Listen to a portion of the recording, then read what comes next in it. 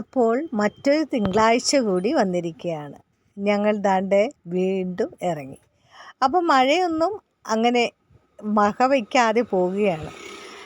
ചെന്നിറങ്ങുമ്പോൾ മഴയാണെങ്കിൽ പർച്ചേസിന് അല്പം ബുദ്ധിമുട്ടുണ്ടാവും. എന്നിരുന്നാലും പോക്കിന് മാറ്റമില്ല. തീരുമാനിച്ചുറപ്പിച്ചതുപോലെ തന്നെ ഞങ്ങൾ പോയിക്കൊണ്ട്. അപ്പോൾ നല്ലൊരു കൗതുക കാഴ്ച. റോഡിനോടൊപ്പം തന്നെ ഞങ്ങൾ പോകുന്ന വഴി തന്നെ ട്രെയിനും കടന്നു പോകുന്നു. അതൊരു നല്ല കാഴ്ചയാണല്ലോ. സിനിമയിലൊക്കെ പണ്ടിങ്ങനെ കാണുമ്പോൾ മോഹൻലാലോ അല്ലെങ്കിൽ ശോഭനയോ ഒക്കെ അപ്പുറവും ഇപ്പുറവും ഉണ്ടാകും. അല്ലെങ്കിൽ മറ്റേതെങ്കിലും തമിഴ് സിനിമയിലെ ആരെങ്കിലും അത് കാണുമ്പോഴും ആ പാട്ട് കേൾക്കുമ്പോഴും ഒക്കെ എന്തൊരു ഫീലാല്ലേ. അപ്പം അതോർത്തപ്പോൾ ഞാനും ഇങ്ങനെ എടുത്ത്. നന്നായി മഴ പെയ്യുന്നുണ്ട്. പാലത്തിൽ കൂടി ഇങ്ങനെ പോകുമ്പോൾ വെള്ളം നന്നായി കാണാം. പണ്ട് ഒട്ടും കാണാൻ പാടില്ലായിരുന്നു. ഇപ്പം നോക്കൂ, മുകളിലേക്ക് തന്നെ നന്നായി നിറഞ്ഞ് കവിഞ്ഞൊഴുകുകയാണ് പുഴകളെല്ലാം. നമുക്ക് ഇപ്രാവശ്യം പെയ്ത മഴയിലൊക്കെ നല്ല വെള്ളത്തുള്ളികളായിരുന്നു. ചാറ്റൽ മഴയൊന്നും അല്ലല്ലോ പെയ്തു കൂട്ടിയത്, നല്ല മഴ തന്നെ പെയ്തുകൊണ്ടിരുന്നു. അതുകൊണ്ട് തന്നെ പുഴകളെല്ലാം നിറഞ്ഞ് കവിഞ്ഞൊഴുകുന്നുണ്ടായിരുന്നു. അപ്പോൾ നമുക്ക് യാത്ര പോകുന്ന വഴി കാറിലിരിക്കുമ്പോൾ തന്നെ ഇതൊക്കെ കാണാമായിരുന്നു. ഇരുവശങ്ങളിലുമുള്ള കാഴ്ചകളും ഒക്കെ കണ്ട് അങ്ങനെ പോവുകയാണ്. അപ്പോൾ പലപ്പോഴും ഞങ്ങൾ ഇവിടെയൊക്കെ ഒന്ന് കയറാറുണ്ട്. പക്ഷെ മഴയായതുകൊണ്ട് ഒന്നിനും സാധിച്ചില്ല. നേരെ ലക്ഷ്യം വെച്ച് പോവുകയാണ്. എവിടെയാണ് ലക്ഷ്യമെന്ന് ചോദിച്ചാൽ കാണാം പിന്നാലെ, എനിക്ക് പിന്നാലെ വരുന്നുണ്ട് പല പല കാഴ്ചകൾ. സത്യത്തിൽ ഈ വീഡിയോ പിടിക്കുമ്പോൾ ഒന്നും തന്നെ ഹസ്ബൻഡുമായി സംസാരിക്കാനും പറ്റുന്നില്ല. ഇടയ്ക്കിടയ്ക്ക് എന്തെങ്കിലുമൊക്കെ ഞാൻ പറയും. നോക്കൂ, എന്ത് രസമുണ്ട് കാണാൻ. നല്ല കാഴ്ചകൾ സമ്മാനിക്കുന്നു മഴയും ആ ഒരു ഇരുട്ട് കലർന്ന അന്തരീക്ഷവും പിന്നെ കുറച്ച് കാട് പോലെയുള്ള പച്ചപ്പും ആകാശം മേഘാവൃതമായിരിക്കുന്നതും നിരവധി വണ്ടികൾ പോകുന്നതും ഒക്കെ തന്നെ വലിയ കൗതുകത്തോടെ ഒരു കൊച്ചുകുട്ടിയെപ്പോലെ ഞാൻ ഈ ചിത്രത്തിലേക്ക് പകർത്തുകയാണ്. എൻ്റെ കയ്യിലിരിക്കുന്ന മൊബൈലിൽ തന്നെയാണ് ഞാനിതൊക്കെ പകർത്തുന്നത്. നമുക്കിപ്പോൾ മറ്റൊരു ക്യാമറയുടെ ആവശ്യമില്ലല്ലോ, എല്ലാം നമ്മുടെ മൊബൈലിലുണ്ടല്ലോ. അതുകൊണ്ട് തന്നെ വളരെ ആശ്വാസം. ഫുഡ് കഴിക്കണമെങ്കിൽ മൊബൈൽ ആവശ്യമാണ്. അതുപോലെ തന്നെ ക്യാഷിന് ആവശ്യമുണ്ടെങ്കിലും മൊബൈൽ ആവശ്യമാണ്. ഫ്രണ്ട്സിനെയും ബന്ധുക്കളെയും കാണണമെങ്കിലും മൊബൈൽ ആവശ്യമാണ്. പർച്ചേസിനും മൊബൈൽ ആവശ്യമാണ്. അങ്ങനെ മൊബൈൽ കൊണ്ടുള്ള ഉപകാരങ്ങൾ വളരെ വളരെ വലുതാണ്. എന്തുകൊണ്ടും മൊബൈൽ നല്ലതാണെന്ന് തന്നെ ഞാൻ പറയും. എനിക്ക് വീണ്ടും കാഴ്ചകളിലേക്ക് മടങ്ങാൻ സമയമായി. നല്ല നല്ല സുന്ദരമായ കാഴ്ചകൾ. ഇത് നമ്മുടെ ഷിപ്പ്യാർഡ് വഴി പോകുമ്പോഴാണ് കേട്ടോ. കണ്ടോ, കൗതുകമായി നോക്കിയിരിക്കുന്ന ഒരു കുട്ടിയെപ്പോലെ മഴത്തുള്ളികൾ വീണുകൊണ്ടിരിക്കുന്ന ഉഡൻ ഗേറ്റും ഞാൻ കണ്ടു. അവിടെ പലപ്പോഴും ഞാൻ അതുവഴി കടന്നു പോകാറുണ്ട്. ഇത്തവണ അവരുടെ മതിലിൽ വ്യത്യസ്തമായ പടങ്ങൾ പ്രിൻ്റ് ചെയ്തിട്ട് ഡിജിറ്റൽ പ്രിൻ്റാണ് പ്രിൻ്റ് ചെയ്തിരിക്കുന്നത്. വളരെ രസകരമായ ഓരോരോ പഴയ കാഴ്ചകൾ. പിന്നെയും നീളുകയാണ് കാഴ്ചാവിശേഷങ്ങൾ. പിന്നെയും ഒരു പാലമൊക്കെ കയറി അങ്ങനെ താണ്ടെ പോവുകയാണ്.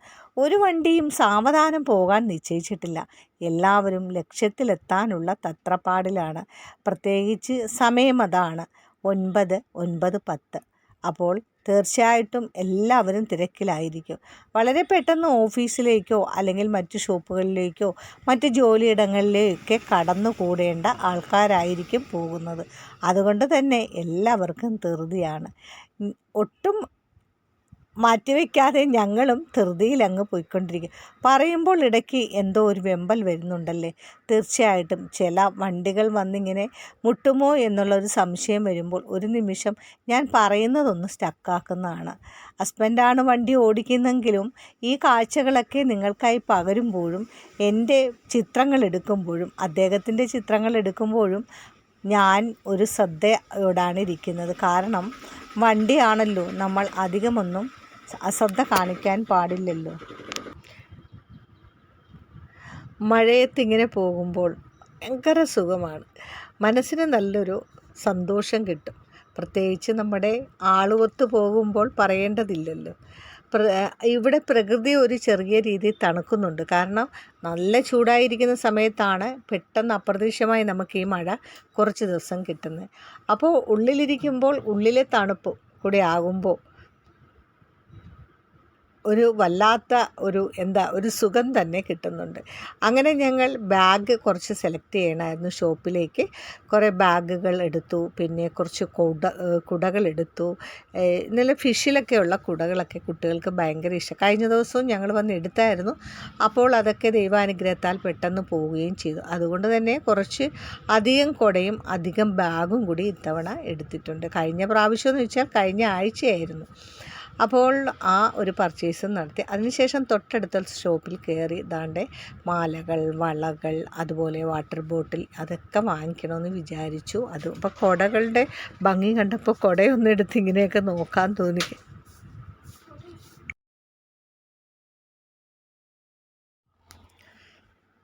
പിന്നീട് കുറേ വളകളും അതുപോലെ മാല, സ്ലൈഡ്, പിന്നെ സ്കൂൾ തുറക്കുകയല്ലേ, അതുകൊണ്ട് തന്നെ ചെറിയ ചെറിയ ബ്ലാക്ക് ബുഷുകൾ, പിന്നെ നമ്മുടെ റാകളൊക്കെ വാങ്ങി. അത് കഴിഞ്ഞ് തിരിച്ചു പോരുമ്പോൾ ഞങ്ങൾ കറക്റ്റ് 1:30 ആയപ്പോൾ ഞങ്ങൾ ഊണ് കഴിക്കാൻ കയറി. ആര്യഭവനിലാണ് കയറിയത്. അപ്പോൾ ഇന്ന് വെജിറ്റബിൾ ആകാമെന്ന് ഓർത്തു. അപ്പം ഞാനൊരു ഊണാണ് വാങ്ങിയത്. അപ്പോൾ കണ്ടോ, ആ ഇലയുടെ അത്രയും തന്നെ ഉള്ളൊരു വലിയൊരു പപ്പടം. എല്ലാവർക്കും അറിയാം അവിടെ കയറിയാൽ ഇതൊക്കെ തന്നെയാണ് അവിടുത്തെ പ്രത്യേകതയെന്ന്. പായസം കൂട്ടി ഒരു ഊണ്. ഹസ്ബൻഡ് വെജിറ്റബിൾ ബിരിയാണിയാണ് വാങ്ങിയത്. ഞാൻ ഊണാണ് വാങ്ങിയത്. നല്ല വിശപ്പുണ്ടായിരുന്നു. അതുകൊണ്ട് തന്നെ പുള്ളിക്കാരൻ ചോറിട്ടപ്പം ഞാൻ അനങ്ങാണ്ടിരുന്നു. 3ാമത്തെ പ്രാവശ്യമായപ്പോൾ ഞാൻ പറഞ്ഞു മതിയെന്ന്. ഒരുപാടൊന്നും ഇല്ല കേട്ടോ, 3 തവി ഇങ്ങനെ കാണിച്ചെങ്കിലും നമുക്ക് ആവശ്യത്തിനുള്ളതേ ഉള്ളൂ. അത് കഴിഞ്ഞ് വരുന്ന വഴിക്ക് ദാണ്ട ഞാവൽപ്പഴം കണ്ടു. അപ്പോൾ കുറച്ച് ഞാവൽപ്പഴം കൂടി വാങ്ങി. പാട്ടുണ്ട്, ഞാവൽപ്പഴം തിന്നു നാവു കറുക്കുമ്പോൾ നാണിച്ചു നീ എന്നെ നോക്കും. അങ്ങനെ ഒരു പാട്ടൊക്കെ ഉണ്ട് കേട്ടോ. അത് കഴിഞ്ഞ് പിന്നെ എൻ്റെ ഷോപ്പിലെ വിശേഷമാണ്. കുറച്ച് പുതിയ ടോപ്സ് വന്നിട്ടുണ്ട്, അതാണ് ഈ കാണുന്നത്. അപ്പോൾ നമുക്ക് മറ്റൊരു വിശേഷവുമായി കാണാം. ബൈ.